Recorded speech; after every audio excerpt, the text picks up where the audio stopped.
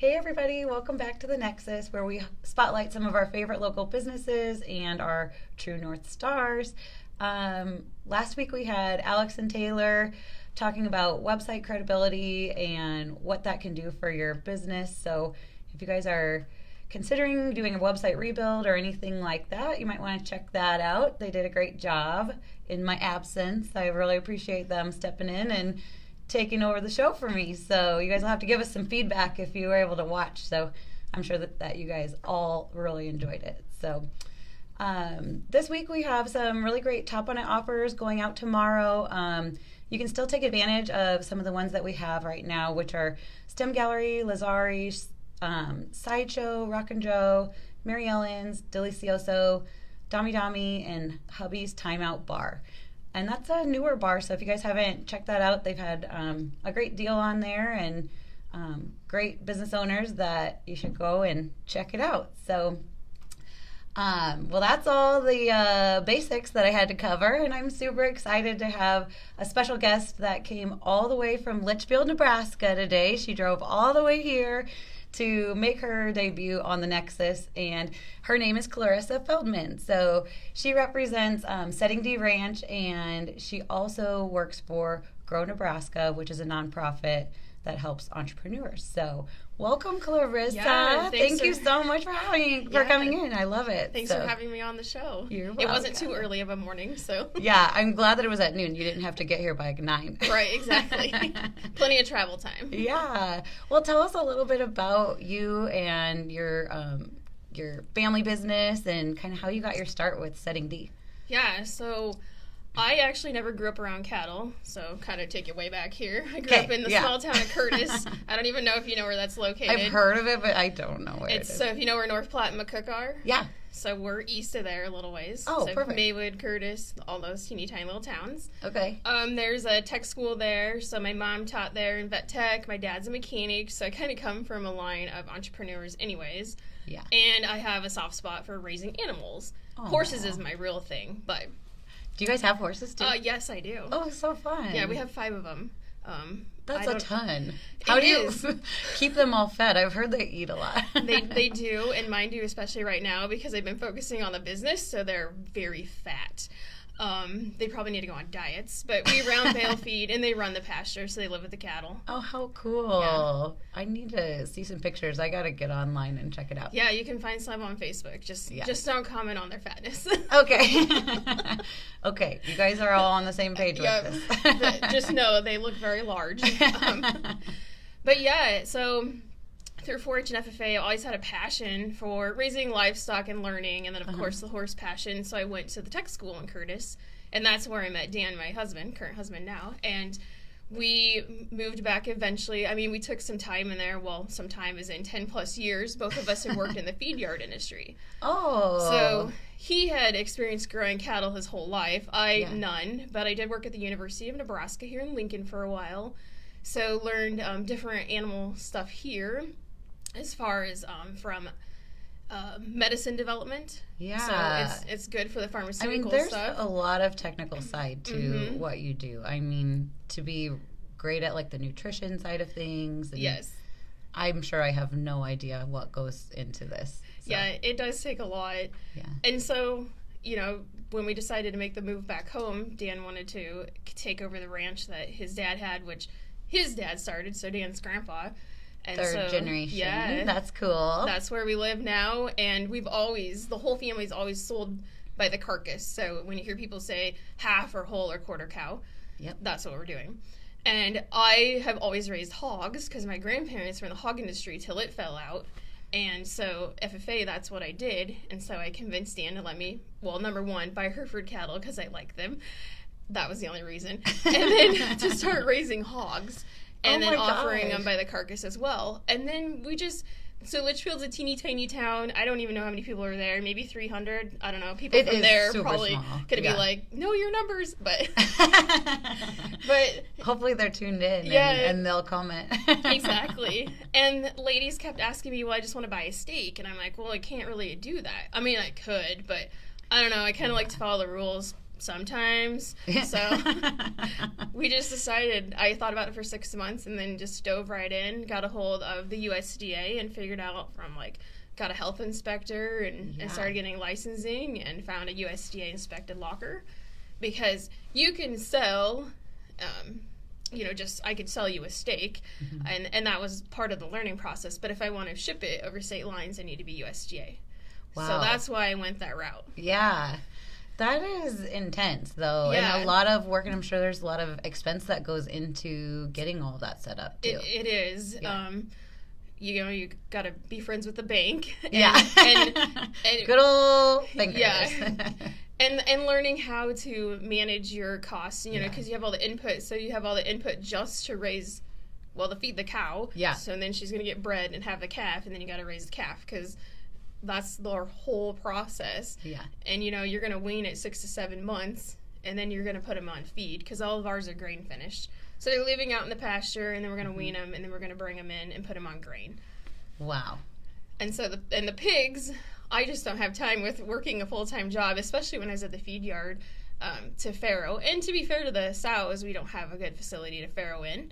So it wouldn't justify that part of the business, wouldn't be sustainable. So I do purchase our pigs from local Nebraskans and raise them as feeder hogs. That's cool. Yeah. Honestly, that's an opportunity for the first farmer too. I'm sure exactly. And it's like a win-win, I'm sure. So. And that was been kind of our thing too. We have the resources to raise enough grass, and we can do some corn for silage and haylage, etc. And we do have a nutritionist on hand to work through what's best, to feed our cattle, especially the ones that are going for consumption. Yeah. And we always try to shop local. I mean, I guess I call it shop local. We're going to buy from the farmer in Nebraska. Yeah. I'm so used to it, grow Nebraska, shop local. I know, I was just going to say, this is literally part of your everyday speak, even more so probably than talking about the ranch. So always try to support the communities that way. Right. Touch on Grow Nebraska and the mission behind it, because we're members of it as a service provider. You guys have excellent training available for startups and entrepreneurs. Just do a quick little intro to Grow Nebraska. So Grow Nebraska, for everyone out there, is a great for any kind of startup business or full-time, long-term business in Nebraska. But we offer everything you can think of for as far as resources go.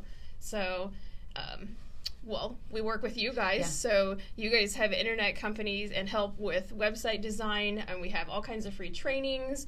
It's a nonprofit, and so we try to do everything we can to get free resources to everyone, no matter what stage of business, whether you're just starting out or, like I said, you're well established and you need help with your Facebook. Because we get that too. Yeah. I mean, we're there for everything, and selling online too. Yeah, I was going to say, that's probably the biggest group of your members are product-based, and you guys have an online store that, you can kind of have power in numbers with other merchants that, they may also see your product alongside a product that they already enjoy, like Dorothy Lynch. They might end up seeing your product right alongside it. So it's a really cool program. Tons more that we could talk about on that, but we got to get back to the ranch. Yes. So tell me, all the products that are your biggest sellers. I would have to say, and it's kind of funny, but it depends on the time of year. So during the summer and through Christmas, it's the steaks. And then as people get kind of that, warm and cozy feeling, they want roasts and stew meat, ground sausage, because they're really in cooking mode on indoors versus outdoors. Yeah. So I don't know. I would still say the steaks win. Okay. Because that's pretty much a go-to. I mean, we all, that's our favorite. And then the meatballs. Okay. These are special, right? Yeah, so it's my grandma's recipe that all of us learned making. I mean, we used to make tons of meatballs because, I don't know, I should probably know how many grandkids she has, but I don't. There's a lot of us. And so we'd make pan after pan after pan. We learned to fry them that way, and it was a war. We would fight over them. Grandma had to say, you first, you second. Oh, my goodness. And so when... line up in order of age. Exactly. Or who was kind of the bigger eater had to be at the end so they could just take the rest of it. funny. But when we started in on this business and trying to look at the next step to grow it, I asked the locker, he said, hey, can you, if we get you all the ingredients, can you mix this for us? Mm-hmm. And they put it in chubs. So just like your hamburger comes in a chub, the meatball mix comes in a chub. Oh my gosh, that makes it so easy. Yeah, so you can just thaw it out and roll it into meatballs. We've had people put it in like lasagnas or spaghettis. We had one guy accidentally put it in tacos because he didn't read the label. And his wife had it planned and he accidentally cooked it. It was a whole ordeal. But they said it was really good. Interesting. Yeah, and then some people made hamburgers out of it. So. Oh, I bet that's delicious. Yeah. Yeah. So it's pretty popular. Yeah. And do you ship for people if they're in Lincoln or out of state? We do. We do offer shipping. We're in the stages where it's pretty simple still. So this is another reason for having like a resource at Grow Nebraska. If we would have been able to utilize shipping help, we probably would have known to buy more than one size a box or, things like that, like think bigger term. Yeah. But it happened. It is what it is. So, we can ship you 10 pounds in a box because we got to get that dry ice in there. Yep. And then if you want more than that, it's just pay shipping on another box and et cetera, et cetera. So. Right. Well, that's awesome. I mean, there's a lot of people that would love to have like homegrown Nebraska beef. I mean, we all know it's the best. So. Yes, it is. We do have to say that. Yeah. So what is like your favorite part of like starting the business together with your husband? Or like a fun story that you can remember of kind of the heartaches of it, but then kind of seeing the rewards of what you've done? Yeah. Well, I would say he's the number guy. I'm the talker, as you can probably tell from this interview. So I think You're making my job easy. I think it just works well for us. We balance each other out that way. Yeah. I probably annoy him because I ask him too many times, like, where's our margins? Where are we at? And I've learned a lot of that from working with Grow Nebraska, too, which is important to know because you don't want to just be giving things away and then all your inputs cost a lot more. Yeah. Meeting the people. Going to farmers markets and getting to educate the public. I think that's our biggest thing. Again, you could sell me a steak, I could sell you a steak, but why would you want to buy from me or why would I buy from you? Mm-hmm. And so there's even in like Kearney, Nebraska, it floors me sometimes. I think we just take for granted. We can go to the freezer and we know where our meat's coming from. And we know how it was raised, and the other people, they don't. They just went to Walmart, and they bought it, and they're fine. And they don't know where it came from. Well, and there's nothing wrong with that, because as long as you're buying beef and pork, you're still supporting the overall industry. Sure. I have to remind people that, because we only put so many calves on our program through our business. The overflow still goes to the sale barn. So they still end up in a feed yard. So they're still going to end up at a large packer. Yeah. And end up in some grocery store somewhere. I mean, I would think the goal is to get to the point where you're not sending any of your cattle away for that. So. Yes. That would be the ultimate goal, is to be able to put it all through our own business. Yeah. So it's exciting. It is. And I think those are our biggest. And other than yesterday's challenge of the 3 foot of water in our basement of the building we purchased and the freezer going down, honestly, like, it's just like you start thinking like, okay, we're really on a good track. Bam. It is. This is what happens to every business owner. It is. In the country every day. So it's like, you're not alone. I'm very sorry to hear that you guys had that happen, though. That's awful. Well, the good news is the water got pumped out. Good. A guy came and saved the freezer, and it never got, there's parameters it has to stay in with the inspection, and it never got above that, so we had 0 product loss. So oh my gosh, that's the best case lots scenario. Of wins. Yeah. Now you just have to clean up. So. Yeah, exactly. But you're not afraid of hard work. I mean, just give us a little insight into a day of Clarissa Feldman. Well, get up and go to work for Grow Nebraska, and then we come home and I take care of all my pigs, which is pretty easy because they all live outside on the dirt, which is also an important thing to note because a lot of people will tell you, and my grandma will too, there's a difference in taste, confinement to animals raised on dirt. Yeah. And so I just check them over, check their waters, check their feeders, and throw them goodies. They love getting hay, or like if we have like old fruit. Yeah. My father-in-law has basically spoiled the pigs. Like they expect and demand things when you show up now. Out of control pigs. Out of control pigs. Yeah. I feel like that would be a great band name. Oh yeah, it would be. It would be. I like it. Maybe that'll be a 5-year plan. It is not in my 5-year plan. I mean, you've heard my voice. I have no musical ability, so. Me neither. You wouldn't want me to sing. Everyone would run. So if anyone's interested in that name, it's all yours. Yeah, you can take it. But just give us a little credit. Yeah. Yeah. And then the other thing is, if I get home, if we have any other things we need to get done as far as fence building, you know, Dan's at home working all day, so yeah. We're but going then to there's start calving like, fulfilling too. orders and shipping, and not to mention you're renovating this old, like how old is the house that you live in? It's the original, right? Yeah, it's from the 40s. Yeah. And I just love it. So she's just, you know, jack of all trades. Now she's like making light fixtures. She took a wagon wheel and added like the electrical, and then now it's a huge like fixture in their house. Yeah. And so I just when I was talking to Clarissa at Marketech, I just was blown away by just how hard of working person you are and how passionate you are about the ranch. And I just really, you know, want to help you guys grow, and I want all of you to check out their website and put in an order if you're feeling like filling up that freezer and making some good home cooking for the winter. We do have a sale right now to the end of January. If you spend $200, we do give you 15% off of your product total. So that is a big deal. I mean, you could get and stocked if you up. compare that to, you know, prices in stores, I mean, you're getting a superior product and knowing that you're supporting a local business. So I highly recommend you guys check it out. Yeah. Shop big though. Like go big. Make me keep take advantage of the sale. Take advantage of the sale. I'm not afraid to work till midnight. I'll keep filling those bags and get them delivered. Oh yeah, just imagine her just like literally like no sleep whatsoever. But you know, it's funny, after 3 years, you know, I've worked full time this whole time and done this on the side, and every time we make a sale, Dan and I are still like, we made a sale.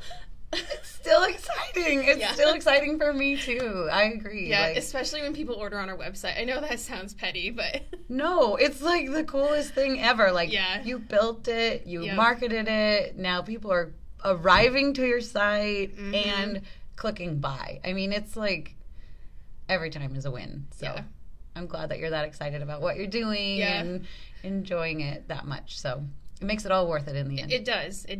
And hopefully by others hearing this, it encourages them too to keep plugging away. Yeah, if you're out there starting a business and it feels really hard and like you're pulling all-nighters like us, so then it's totally okay. You're doing fine. The basement floods, don't worry about it. It's dries, gonna be things fine. go on. Everything's fine, and I say that like 100 times a day.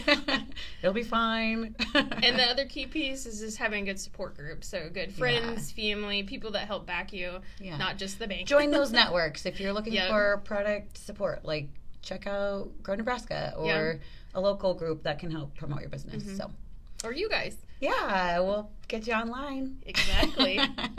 We'll make people find you. That's the one thing we can do. So, anyways, are there any final thoughts or like one little gem of wisdom that you can give our viewers today? Well, we just covered actually what I thought about saying. Oh, yeah? Yeah. The networking is the number one thing, and just not to give up. I think that if your passion is there, you're going to find a way no matter what. So just keep going. I've decided that the only way to fail is to stop. Like, if you keep going, you will eventually succeed. You just, pick yourself back up. Yep. When one door closes, another one always opens. It just might be further down the hallway than you expected. Oh, I love that quote. Yeah, that was a good one. It happens. Patience. That's another thing I'm still working on. I'll probably work on for forever, but don't ask my mother if I have patience, please, because it is not a positive result. Yeah. Patience has never been one of your strong suits. I've heard that so many times. Yeah. And I'm not a patient person, and I cannot estimate how long it will take to do anything. I always think it can get done quicker than humanly possible. So yeah. It's just not a strength, and that's okay.